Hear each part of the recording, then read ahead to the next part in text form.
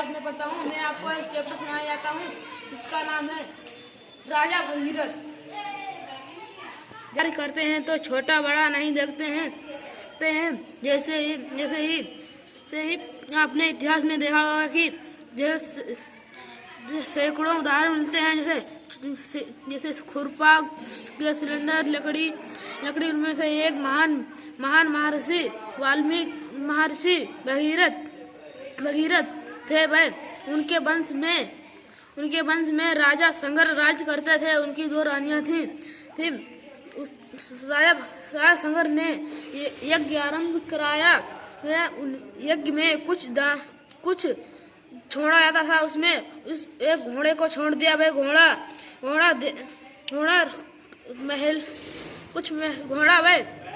राज्य और में घूमा करता था।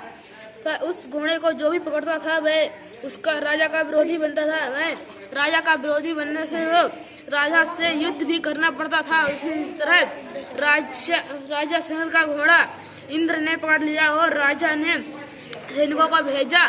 सैनिक ने भी हेरा पर घोड़ा नहीं मिला। फिर राजा ने अपने पुत्रों को भेजा और वे पुत्र घर से निकल पड़े। और फिर देश विदेश में ढूंढा पर घोड़ा नहीं मिला। फिर पृथ्वी खोजने निकल पड़े। पर वे पृथ्वी खोज रहे थे, तभी कुछ बहुत से जीव जंतु भी मारे गए। और वह आदमी कहने लगे कि मत पकड़ो, इसमें बहुत नुकसान हो रहा है।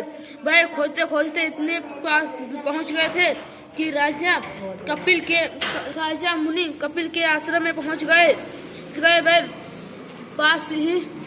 पास ही यज्ञ का घोड़ा बंधा हुआ था और उन्होंने कहा कि मैं आ गया हूँ और तुम ही हो मेरे पिता की यज्ञ में बाधा डालने वाले।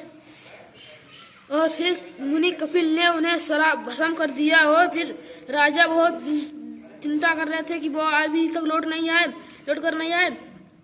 फिर राजा ने अपने पुत्र को बुलाकर घोड़ा ढूंढने को भेजा। वह मुनि कपिल के आश्रम में पहुंचे और उस सारी घटना का संगर ने पता किया और फिर घोड़ा लेकर वापस घर आए। फिर राजा संगर ने बहुत कोशिश की पर गंगा नहीं ला सके। और फिर उनके सैनिकों ने भी बहुत कोशिश की, नहीं ला सके। फिर कपिल के पिताजी दिलीप ने गंगा लाने में असमर्थ हो गए। फिर दिलीप के पुत्र कपिल गंगा लाने में असमर्थ हो गए थे। के पिता भगीरथ थे और वे गंगा लाने में असमर्थ हो गए। तभी वो राज करते थे और उन्होंने अपना सारा काम सैनिक को सौंप दिया। और वे फिर आश्रम में तपस्या में लीन हो गए थे और वे गंगा लाने में असफल हो गए। वह गंगा पहाड़ों के बीच से होकर आती है और ऐसी ही नदियाँ पहाड़ों के बीच में आती हैं। राजा संगर ने कुछ वर्ष राज किया और फिर आगे राजा संगर का घोड़ा और फिर पीछे गंगा आती हैं। जहाँ से गंगा आती हैं वहाँ लोगों के खेत हरे भरे होते हैं। और आज धरती पर गंगा ना होती तो आज हम लोग नहीं होते। और गंगा आने पर शायद जितने लोग भस्म थे वो सब मुक्ति हो गए। और फिर राजा का नाम लिया जाता है मुनि।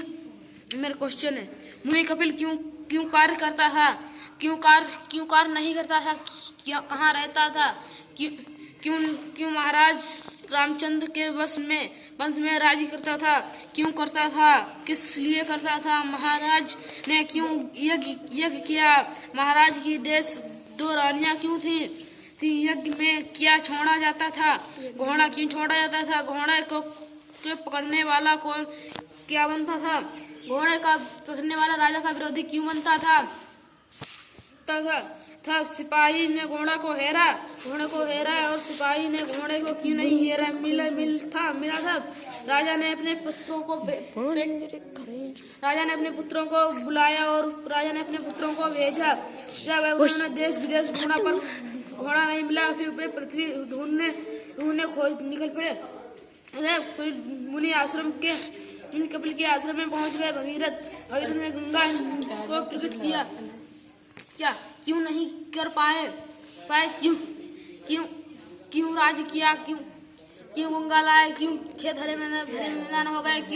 क्यों आज हम लोग ना होते? मेरा इतना ही क्वेश्चन है। और वीडियो अच्छी लगे तो लाइक और शेयर और कमेंट जरूर कर देना।